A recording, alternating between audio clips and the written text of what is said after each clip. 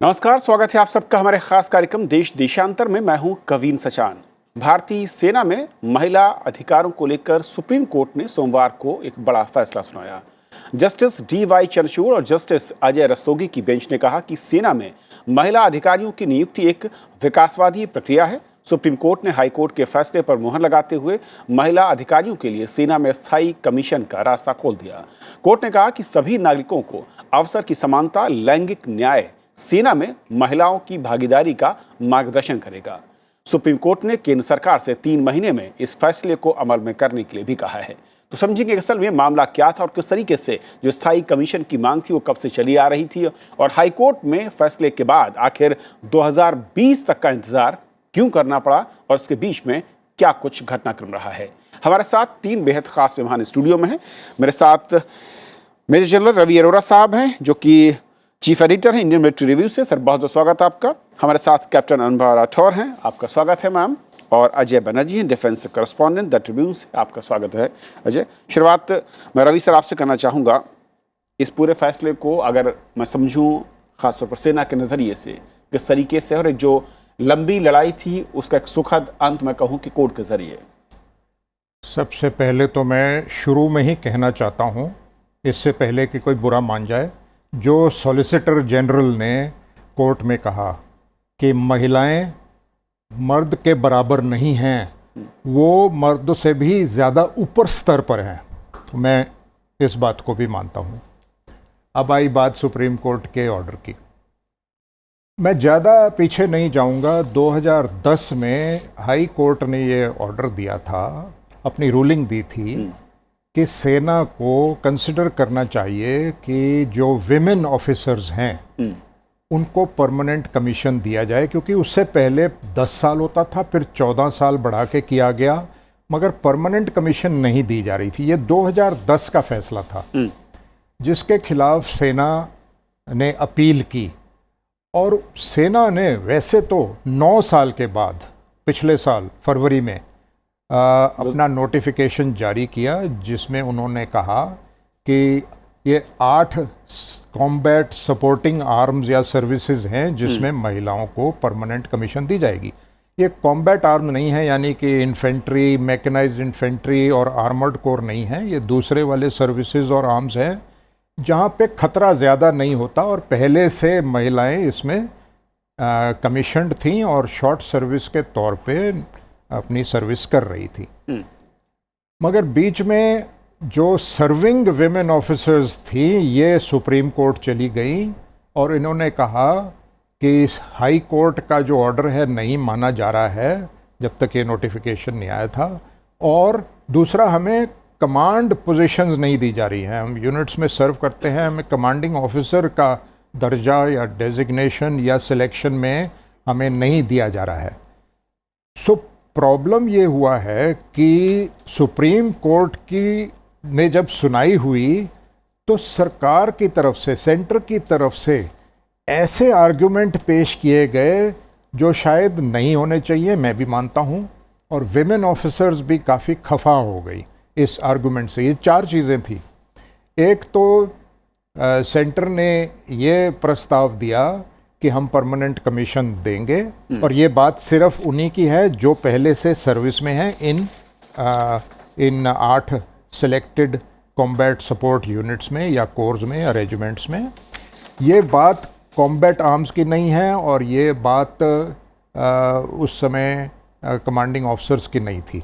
उन्होंने कहा हम देंगे, मगर जो 14 साल सर्विस पूरे कर रहे हैं उनको हम कंसिडर करेंगे कमांड पोजीशंस देने के लिए सर्विस की रिक्वायरमेंट्स के मुताबिक। ये बहुत इंपॉर्टेंट था।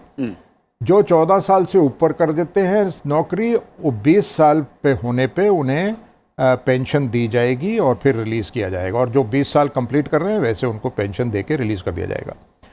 दूसरी बात जो कंट्रोवर्शियल थी, वो उन्होंने कहा कि कमांड देने के लिए बहुत सारे कॉम्प्लिकेशंस हैं, चैलेंजेस हैं, क्योंकि हमारे जवान जो हैं वो रूरल बैकग्राउंड से आते हैं।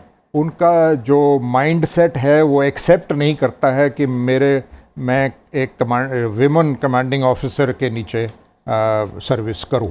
तो ये माइंडसेट जब तक बदली नहीं होता तब तक मुश्किल है कमांड पोजीशंस देना इनको। तीसरा उन्होंने कहा कि महिलाएं जो हैं कमज़ोर हैं, वो जो सर्विस कंडीशंस हैं अच्छी तरह से नहीं कर पाती हैं, उसका सामना उनके हस्बैंड्स की भी कभी कैरियर है, अपने बच्चों की देखभाल करनी पड़ती है, प्रेगनेंसी इश्यूज़ होते हैं, मदरहुड इश्यूज़ हैं, उनके सोशल ऑब्लिगेशन हैं। काफ़ी सारे सेंटर ने कोर्ट में आर्गूमेंट पेश किए जो कोर्ट को भी शायद पसंद नहीं आए। इस करके कोर्ट ने जो फैसला दिया है कि कोई जेंडर डिस्क्रिमिनेशन नहीं होना चाहिए, सेम रूल्स होने चाहिए प्रमोशन के लिए मेल और फीमेल के, और कमांड पोजीशंस के लिए भी सेम सिलेक्शन प्रोसीजर और सेम रूल्स होने चाहिए। तो ये एक सुप्रीम कोर्ट की रूलिंग आई है। मैं इसको थोड़ा सा और आगे समझना चाहूँगा अनवर राठौर जी आपसे। जिस तरीके से ये फैसला है, फ़र्क जिस तरीके से है, और मैं अगर कोर्ट के जजेस जो थे उनको कोट एंड कोट करूँ कि आर्टिकल 14 का भी उन्होंने जिक्र किया कि किस तरीके से बराबरी की दिशा में इस कदम को देखा जाए, और न सिर्फ जो सोच है उसको बदलने की ज़रूरत है बल्कि कंडीशंस को भी उनके माफिक बनाया जाए। कैसे इसको देखते हैं आप इस फैसले के साथ? देखिए, पहले तो मैं इस फैसले का बहुत बहुत स्वागत करती हूँ। ये एक ऐतिहासिक फ़ैसला है और ये बहुत पहले ही ले लिया जाना चाहिए था, पर चलिए देर आए दुरुस्त आए, और बहुत अच्छी बात है। अभी जैसा कि आपने कहा, डेफिनेटली कंडीशंस को इम्प्रूव करने की ज़रूरत है। अगर आप देखें एडमिनिस्ट्रेटिवली में भी ऐसी कंडीशंस नहीं हैं, पर ऐसा नहीं कि वो पैदा नहीं की जा सकती या हो नहीं सकती, तो वो करनी चाहिए। दूसरा, मैं आपको एक स्किल सेट होता है। पहले शायद क्या बल्कि पहले जो लेडी ऑफिसर्स थी उनकी ट्रेनिंग ऐसी होती थी, उनकी कंडीशनिंग ऐसी होती थी कि परमानेंसी की तरफ उनका कह सकते हैं कि उनकी एप्लीकेबिलिटी उतनी नहीं होती थी। लेकिन अगर ट्रेनिंग कंडीशनिंग होने लगे तो फिर अगर एक सेम स्किल सेट है तो उसमें जेंडर का इशू आना ही नहीं चाहिए। उसमें जो भी उस स्किल सेट में फिट होता है उसको प्रमोशन या पोस्टिंग या जो भी आप उसको कह लें वो देना चाहिए। तो और दूसरी बात, मैं ये भी नहीं मानती कि जो जवान हैं उनका माइंडसेट चेंज होना चाहिए। अभी आप देखें, एक जवान जो आज से 10 साल पहले जब मैंने आर्मी ज्वाइन करी थी और आज का जो जवान है, बहुत फ़र्क है। वो इसी सोसाइटी से आ रहा है। आप देखिए, सोसाइटी में फ़र्क है। आप जिस जगह काम कर रहे हैं, मीडिया हाउसेस में आप देखेंगे कितनी महिलाएं काम कर रही हैं। तो ऐसा नहीं है, हर जगह वो जवान वहाँ से आ रहा है, वो अपनी माँ बहन को जिस तरह से देखता है प्रोग्रेस होते हुए, क्यों नहीं वो एक्सेप्ट करेगा? तो ये दलील जो थी मुझे लगता है बेबुनियाद है। ये फैसला बहुत ही अच्छा, और आगे चल के बदलाव होंगे। हमेशा जैसे कहते हैं कि change is resisted, so change होगा resist, but I am sure उसके जो नतीजे हैं वो अच्छे आएंगे। कैप्टन भाई, एक और चीज़ की, जब ये फ़र्क किया गया कि परमानेंट कमीशन की बात महिलाओं को नहीं सिर्फ मेल के लिए थी, कोई ख़ास रीजनिंग उस वक्त दिखती रही हो पॉलिसी में इस तरीके की? कोई वजह है कुछ ख़ास जो बताई गई हो? देखिए, उस समय ये जिस वक्त मैंने ज्वाइन किया था उस समय यही था कि ये एक एक्सपेरिमेंट के तौर पे देखा जा रहा था कि महिलाएं आएंगी वो किस तरह से काम करती हैं। ये एक्सपेरिमेंट 5 साल, उसको 5 साल और बढ़ाया गया, तो टोटल 10 साल का इन्होंने कहा कि एक्सपेरिमेंट होगा। और उस एक्सपेरिमेंट में आपने महिलाओं को खरा पाया, उन्होंने अपना अच्छा काम का प्रदर्शन किया। और जहाँ तक एक्सेप्टेबिलिटी की बात है, जवानों ने, ऑफिसर्स ने, सब ने एक्सेप्ट किया। कल ही मैं अपने कुछ साथियों के साथ बैठी थी जो फौज में हैं, और हम ऐसा बात कर रहे थे कि अगर आप देखें परसेंटेज कितनी है जहाँ पे कि एक्सेप्टेबिलिटी नहीं है, तो वो हार्डली 1% आई। तो ऐसा नहीं एक्सेप्टेबिलिटी नहीं थी, बट ये प्रॉबेबली एक प्रॉपर फॉर्मेट नहीं था उसका, एक प्रॉपर यू कैन से कि उसको सोचा नहीं था कि इसको किस तरह से इम्प्लीमेंट करेंगे। तो अब शायद वो वक्त आ गया है कि आपको आगे सोचना है कि किस तरह से, अगर शॉर्ट सर्विस में जाना है तो विमेन और मेन दोनों का सेम ही क्राइटेरिया होना चाहिए। अगर परमानेंट कमीशन के लिए जाना है तो उस समय भी आई एम श्योर महिलाएं तैयार हैं कि उनको रिटन एग्जाम पास करना हो, जो भी फिजिकल कंडीशंस हैं वो उनको पास करनी है, किसी तरह की कोई रियायत नहीं होगी, और उसके बाद ही आप परमानेंट कमीशन के लिए कर सकते हैं। तो ये सारी सोचने वाली बातें हैं जो आगे समय पर आएंगी। अभी तो शुरुआत इसी से है कि जो ऑलरेडी हैं नॉन कॉम्बैट वाले उसमें हैं, उनका जो डिजर्विंग है, अगर उनको कमांड पोजीशन कि वो हकदार हैं तो उनको अवश्य मिलनी चाहिए। अजय, क्योंकि जब इस फैसले को पढ़ते हैं और जो स्टीम मैं कहूँगा अंडरलाइन करने की बात है, इक्वलिटी की तरफ कोर्ट कह रहा है, एक तरीके से सुप्रीम कोर्ट इशारा कर रहा है कि सेना में बराबरी के मौके जब वहाँ पर होंगे तो सोसाइटी और दूसरी जगहों पर एक तरीके से ताकत मिलेगी। अभी जो पोजीशनिंग है इस आदेश के पहले, अगर मैं इक्वलिटी की बात करूं, कहां तक कितनी दिखती है और उसका दायरा इस आदेश के बाद कहां पर बढ़ सकता है या आगे बढ़ाने की जरूरत हो सकती है? देखिए, इसमें कई सारे सवाल पूछे आपने, 4 छोटे छोटे भागों में जवाब दूंगा। पहले तो ये क्या है, शॉर्ट सर्विस कमीशन क्या है, परमानेंट कमीशन क्या है, आपके दर्शकों को समझाने के लिए। शॉर्ट सर्विस कमीशन एक नियुक्त म्याद होती है 10 साल और 14 साल, फिक्स टर्म है वो 10 साल और 14, उसको कहते हैं शॉर्ट सर्विस कमीशन। एक होता है परमानेंट कमीशन। सेना में कोई परमानेंट कमीशन का मतलब होता है ये नहीं कि आप 60 पे रिटायर होंगे, आप प्रमोट होते जाएंगे तो आपकी सर्विस बढ़ती जाएगी, जैसे कर्नल 54 तक और ब्रिगेडियर 56 तक, ऐसे। अब इसमें 2 मुद्दे थे। शॉर्ट सर्विस कमीशन की जब भर्ती होती है, एक इश्तिहार आती है, इश्तिहार आई कई साल पहले, जैसे मैम के टाइम भी आई होगी, तो उसमें जो परमानेंट कमीशन को देने का, शॉर्ट सर्विस कमीशन के लोगों को परमानेंट कमीशन देने की जो कवायद थी वो केवल मर्दों के लिए थी, महिलाओं के लिए नहीं थी। 2018 में प्राइम मिनिस्टर साहब ने अनाउंस किया तो 8-9 और स्ट्रीम ऐड करेंगे जहां पर परमानेंट कमीशन दिया जाएगा। जब नोटिफिकेशन आई तो उसमें यह बड़ा क्लियर किया गया कि जो पहले शॉर्ट सर्विस कमीशन महिलाएं काम कर रही हैं और उस समय अगर इश्तिहार में उनका मेंशन नहीं था कि औरतों को दिया जा सकता है परमानेंट कमीशन, तो उनको नहीं दे सकते। इसको सरकारी भाषा में एक्स पोस्टो फैक्टो अप्रूवल कहते हैं। तो काफी देर लीगल बातें चलती रहीं, तो सेना ने और तीनों रक्षा मंत्रालय ने सोचा कि आप इसको कोर्ट से ले आइए, ज्यादा बेहतर होगा, क्योंकि एक्स पोस्टो फैक्टो अप्रूवल अगर आज देंगे तो कोई और कोर्ट में चला जाएगा, पहले वालों को क्यों नहीं दे रहे हो। तो कोर्ट ने अब म्याद तय कर दी है कि इनको आप दीजिएगा, जिनके टाइम में इश्तिहार नहीं आई थी और उनको आपने ऑप्शन नहीं दिया, एक मर्द को दिया और औरत को नहीं दिया ऑप्शन, तो आज उनको ऑप्शन दिया, ठीक है। तो समझाने के लिए, अब वो जो महिलाएं थी जिन्होंने ज्वाइन किया था, करीब 350 के करीब हैं, जिन्होंने शॉर्ट सर्विस कमीशन में ज्वाइन किया था मगर उनको ऑप्शन नहीं दिया गया परमानेंट कमीशन में आने का, तो उनको अब परमानेंट कमीशन मिल जाएगा। 2018 में परमानेंट कमीशन खुल चुका है कई 8-9 जगहों में, मगर वो जो आज महिलाएं भर्ती होंगी उनके लिए है। कुछ साल पहले 2 ब्रांचों में, जैग में और एक और ब्रांच में परमानेंट कमीशन खुला था, वो अलग से खुल गया है। अब इसको समझाने के लिए सेना में इस टाइम करीब 1560 महिला अफसर हैं, केवल महिला अफसर हैं। मिलिट्री पुलिस में अभी 1-2 नियुक्तियां हुई हैं जवानों के तौर पर महिलाओं की। सेनाओं में सिर्फ महिला अफसर के रूप में है, जवान के रूप में नहीं है, पहले स्पष्टीकरण दे दूं आपको मैं। अब वो समझाने के लिए जब आप पूछते हैं कि कैसे बराबरी आएगी, कमांड की बात जब लोग करते हैं, कमांड सेना में कमाई जाती है, दी नहीं जाती। कमांड नेचुरल प्रोग्रेशन नहीं है। हाँ, इस फैसले के बाद ये जरूर है कि अब महिलाओं को कमांड के लिए कंसिडर किया जाएगा। कमांड सेना में ऑटोमेटिक नहीं है, आपको कमानी पड़ती है, प्रमोशन पोस्ट है वो। अब ये है कि महिलाओं को मौका दिया जाएगा, हाँ भी आप भी इसके साथ आके आप कॉम्पीट कर लीजिए, अगर आप सिलेक्ट हो जाए तो आप भी कमांड। पहले के प्रमोशन का चांस या विकल्प नहीं था, वो विकल्प नहीं था। अब वो विकल्प खुलेगा, बिकॉज परमानेंट कमीशन होगा। कमांड केवल परमानेंट कमीशन ही करते हैं ज्यादा ऐसी जगहों में। तो पहली बात तो ये है समझाने के लिए। तीसरी बात, जब आप कहते हैं आगे विकल्प क्या है, सेना ने अभी तक जो फैसला लिया है उसमें यह विकल्प है कि महिलाएं कमांड या किसी ऐसे यूनिट में नहीं होंगी जहां पर लड़ाई आमने सामने होगी दुश्मन से। इन्फेंट्री में, आर्मर्ड में, मैकेनाइज्ड में, कई सारे ऐसे जगहें हैं जहां पर बिल्कुल आमने सामने युद्ध की लड़ाई है, कई लाखों यूनिट हैं, कई लाखों सैनिक हैं उनमें। वहां पर सेना का फैसला मैं उनके साथ अभी तक मानता हूं, बिकॉज हमारी जो सामाजिक स्थिति है उसमें किसी को आपत्ति नहीं लेनी चाहिए इसके ऊपर।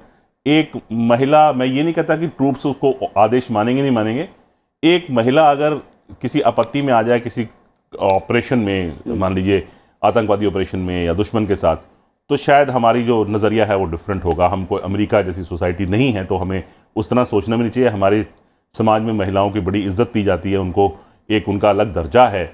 मगर सेना का अभी तक का फैसला ये है, सेनाओं का फैसला भी है। वायुसेना ने ज़रूर फाइटर एयरक्राफ्ट में लड़कियों को भर्ती कर लिया। नौसेना ने अभी शिप रोल में भी किसी को भर्ती नहीं किया है, मगर नौसेना का सबसे अहम जो एक हवाई जहाज है P-8I, जिसके ऊपर सबमरीन मारक मिसाइलें लगी हुई हैं, अगर वो कल को मिसाइल दागनी होगी तो मान लीजिए 5 में से 10 बार ये होगा कि एक महिला चलाएगी मिसाइल वो, क्योंकि महिला अफसर हैं, उसके ऊपर सारी टेक्निकल अफसर जो कि वो मिसाइल का नज़र रखती हैं, समुद्र की निगरानी करती हैं, और चलाने की बारी आएगी तो वो महिला चलाएगी।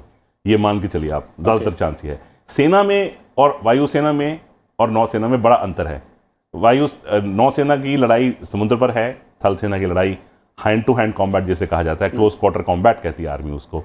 एक बिल्ट-अप एरिया है, 2 टेररिस्ट हैं मकान के अंदर, तो वहाँ पर अभी महिलाओं की एंट्री नहीं है उन यूनिट्स में।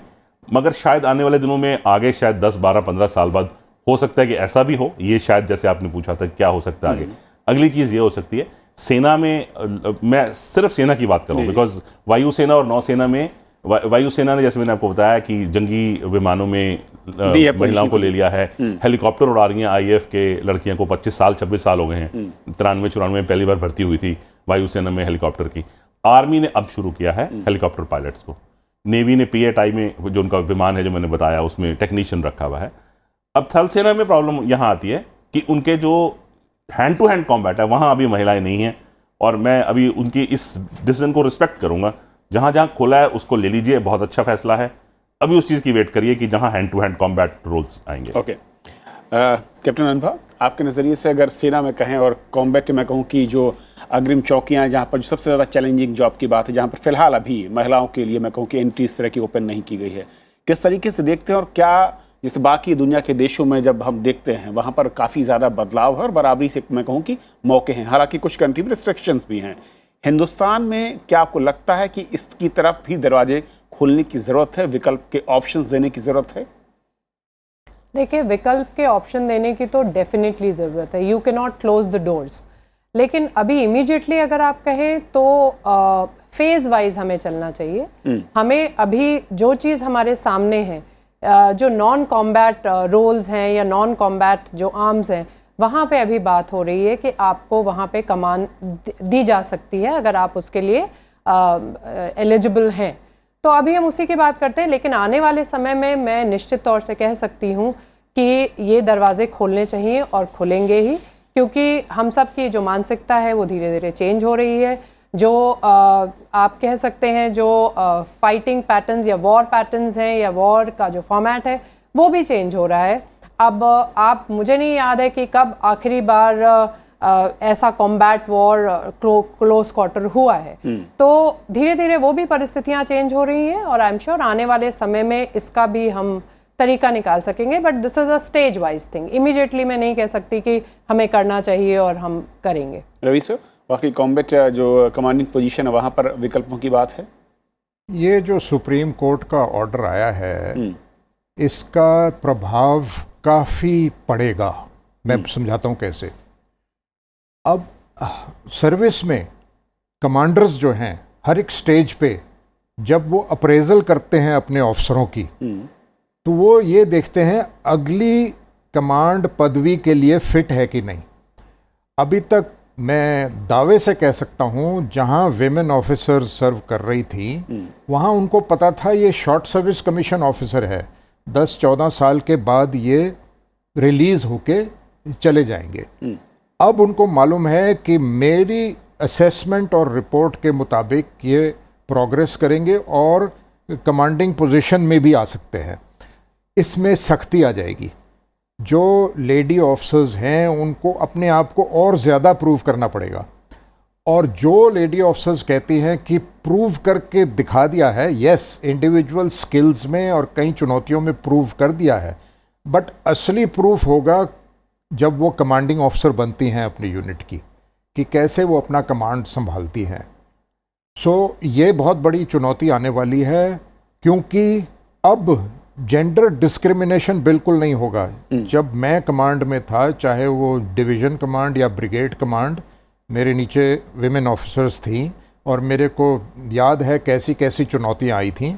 काफ़ी चुनौतियाँ आई थी, काफ़ी उनको प्रोटेक्ट करके भी रखना पड़ता था कि ऐसी पोजीशन में ना हो जाएं जहाँ एम्बैरेसिंग हो जाए, जहाँ उनको कुछ हानि हो जाए।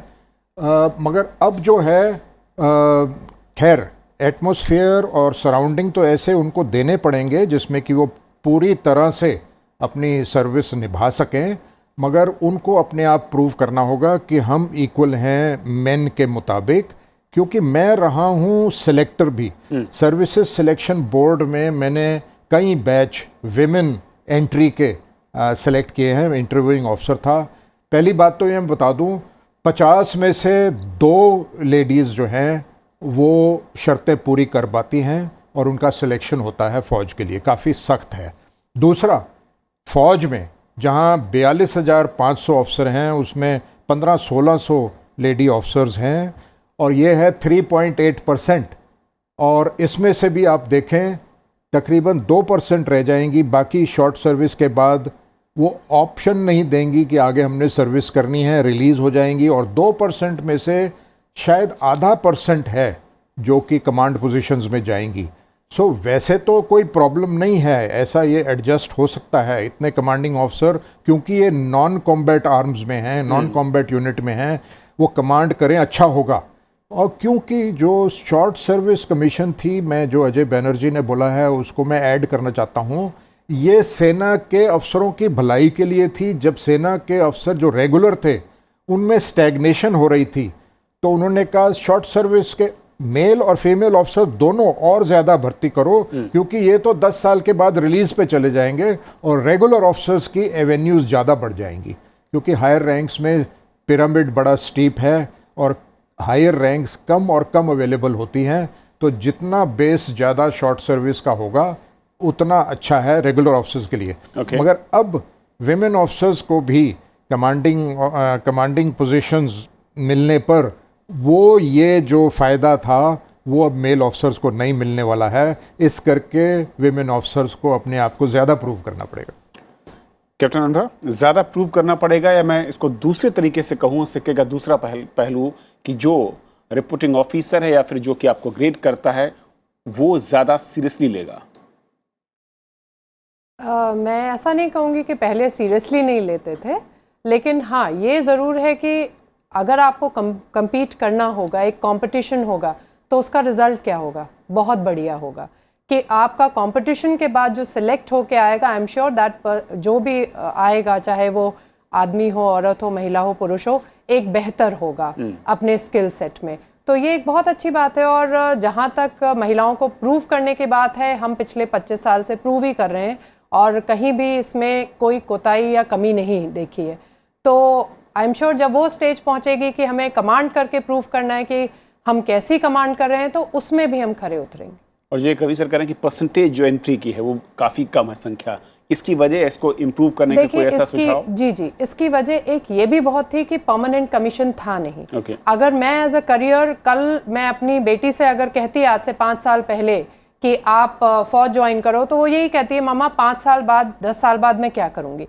पर आज मैं उसको कह सकती हूँ ये एक ऑप्शन है। बहुत सारी यंग जो जनरेशन है, महिलाएं हैं जो आना चाहती हैं, वो ये जानती हैं कि अगर ये चूज़ करती हैं वो प्रोफेशन, तो ये उनके लिए एक परमानेंट प्रोफेशन है, लॉन्ग टर्म प्रोफेशन है, जहाँ पे वो अपने आप को वहाँ रह के इम्प्रूव कर सकती हैं, प्रूव कर सकती हैं।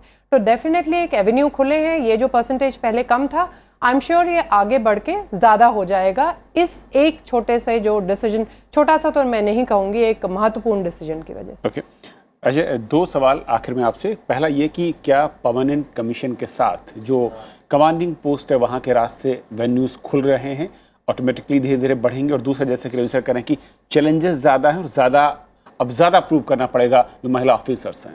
देखिए, पहले तो मैं ये कहना चाहूँगा कि आज 2020 में तीनों सेनाओं को अपना ये नॉमेनक्लेचर यानी जो ढांचा है उसमें एक जो वर्ड यूज़ होता है वुमेन ऑफिसर, ये यूज़ करना बंद कर देना चाहिए। They are just officers. Women man सोचने नहीं चाहिए हमको। जब एक महिला एक पुरुष के साथ दोनों इकट्ठे कमीशन हुए हैं, वो compete कर रहे हैं कि कौन आगे जाएगा। सेनाओं में केवल लेफ्टिनेंट कर्नल तक ऑटोमेटिक प्रमोशन है, उसके बाद सारी सिलेक्शन पोस्ट हैं। वो compete करें कौन आगे जाएगा, तो वुमेन और मैन का कोई इसमें कोई लेना देना कोई नहीं है। एक ढांचा है, ये पैरामीटर हैं, अगर आप मीट कर रहे हैं तो आप प्रमोट हैं, नहीं मीट करें तो आप प्रमोट नहीं हैं। बड़ा स्पष्ट है उनका ढांचा। और केवल जैसे रवि अरोड़ा सर ने भी बताया 40,000 के करीब अफसर हैं, केवल 4,000 कर्नल हैं और केवल 1,000 ब्रिगेडियर हैं। तो आप सोच सकते हैं कितना स्टीप पिरामिड है। और सिर्फ 300 मेजर जनरल हैं और केवल 108 लेफ्टिनेंट जनरल हैं। तो बाकी लोग नीचे हैं जो बेचारे प्रमोट नहीं हो पाते। सेना का ढांचा ऐसा है। जब एक महिला compete करेगी एक मर्द के साथ, तो मेरा ये मानना है कि women officer, male officer, sorry सिर्फ ऑफिसर होना चाहिए। मेरा ये मानना है। सबसे पहले तो सेनाओं को ये अपनी सोच बदलनी पड़ेगी, तो टर्मिनोलॉजी बदलनी चाहिए, टर्मिनोलॉजी बदलनी चाहिए मेरे हिसाब से। दूसरी चीज़ ये है जो आपने पूछा कि क्या इससे परमानेंट कमीशन से क्या कमांडिंग पोजीशंस आती हैं। जी बिल्कुल। अभी जब compete होगा तो लोग आएंगे सामने। अगर 40 कमांडर बनने हैं, उसमें से अगर 2 महिला बन जाएंगी, नॉन कॉम्बैट की बात हो रही है, उसमें 2 महिला बन जाएंगी तो क्या हो जाएगा? कुछ भी नहीं। अगर एक महिला सिग्नल्स में लेफ्टिनेंट कर्नल हो सकती है तो वो कर्नल भी हो सकती है। अगर वो एक आर्मी एविएशन में अभी रिक्रूट हो रही हैं लड़कियां, अगर वो एक लेफ्टिनेंट कर्नल हो सकती है तो कर्नल भी हो सकती है। What is the big deal, कुछ भी प्रॉब्लम नहीं हो सकती। वेन्यूज ज़्यादा खुलेंगे और जाहिर है कि इसके चलते जैसा कि कहा है कैप्टन कि ज़्यादा जो फीमेल हैं वो अट्रैक्ट होंगी आर्मी की ओर और वहाँ पर जी serve बिल्कुल, करने मैं इनकी की बात से सहमत हूँ कि अभी वो जॉब ऑप्शन नहीं है, तो यंग लड़के लड़कियाँ लड़कों के लिए ऑप्शन है, लड़कियों के लिए ऑप्शन नहीं है। तो अगर कैरियर प्रॉस्पेक्ट सोचती हैं लड़कियाँ तो नेचुरली परमानेंट कमीशन चाहेंगी कि एक नौकरी है 25-30 साल तक, अगर आपने कहीं इन्वेस्ट किया है तो 25-30 साल तक तो रहें। 5 साल 10 साल के लिए कोई नहीं आना चाहता आज की तारीख में। बिल्कुल, बहुत बहुत शुक्रिया आप तीनों मेहमानों का हमारे साथ इस चर्चा में शामिल होने के लिए और बताने के लिए असल में सेना में महिलाओं के जो रोल थे वो क्या थे, किस तरीके से वक्त के साथ बदले नई नीतियों के साथ, और क्या एक ऐसा क्लॉज या फिर एक ऐसा मसला था जो रुका हुआ था जिसे सुप्रीम कोर्ट ने सॉल्व किया है और अब स्थायी कमीशन, परमानेंट कमीशन की जो मांग थी कुछ सर्टेन ईयर तक के जो रिक्रूटमेंट थे उसको उसने पूरा कर दिया और इसका इम्पैक्ट क्या होगा आने वाले वर्षों में ये भी हम देखेंगे। फिलहाल आज इतना ही, नमस्कार।